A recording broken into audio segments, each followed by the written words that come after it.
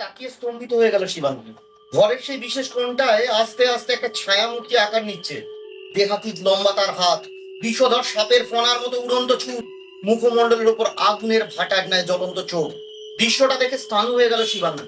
ঘটনার আকস্মিকতায় তার মস্তিষ্ক তার শরীরের উপর থেকে সমস্ত নিয়ন্ত্রণ হারালো।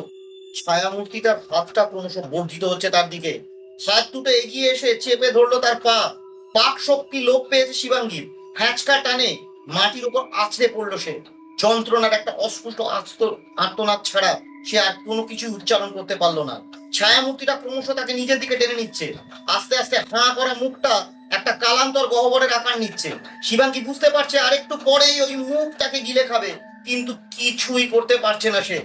কোনো এক অজানা মন্ত্র বলে সে এখন নিস্তেজ।